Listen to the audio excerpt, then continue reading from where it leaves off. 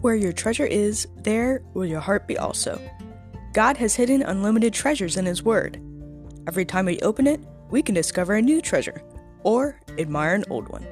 What will we find today? Let's dig in. Here's Carla Early with Treasure Hunt in the Word.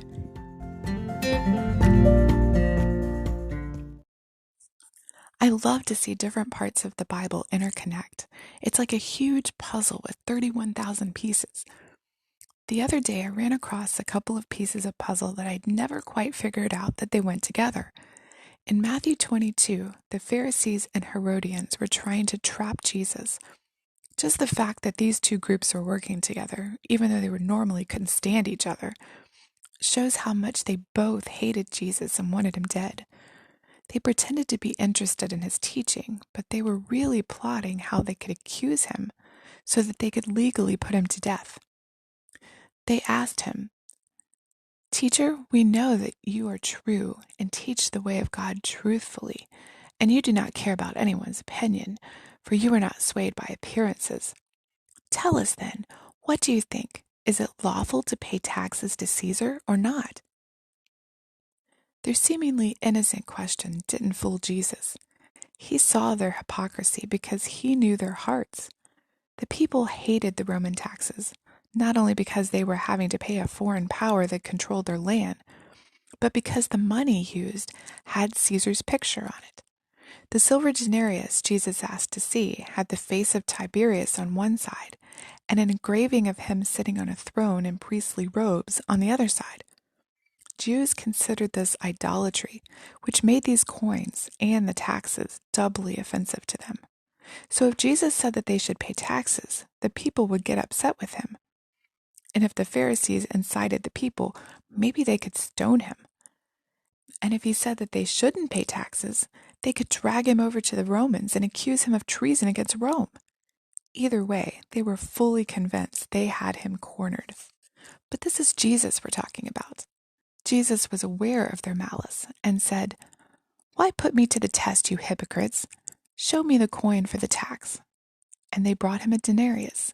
And Jesus said to them, "Whose likeness and inscription is this?" They said, "Caesar's." Then he said to them, "Therefore render to Caesar the things that are Caesar's, and to God the things that are God's." And when they heard it, they marveled, and they left him and went away. Jesus' answer went deeper, much deeper than just taxes. In rendering to Caesar what is Caesar's, he was telling them not only to pay taxes, but obey Caesar in Caesar's realm. That's our divine obligation for living in a country where we are. Then he added that we are to render to God what is God's.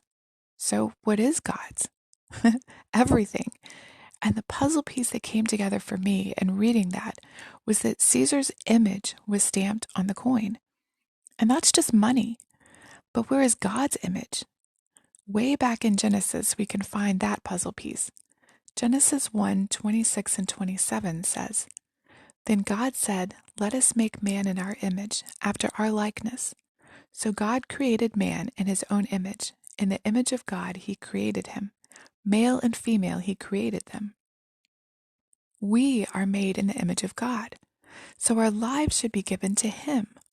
All our time, talent, effort, love, energy, it's all his to claim. What a wonderful object lesson. Every time we see a coin with a face stamped on it, we can remember that we are his, made by his hand, in his image, and we owe all that we are and all that we have to him.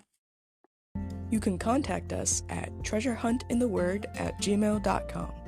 Also, if you'd like to share a treasure God has given you by doing an episode, please contact us. You can listen to other episodes on our website, which you'll find in the description below. Thanks for listening, and remember, where your treasure is, there will your heart be also.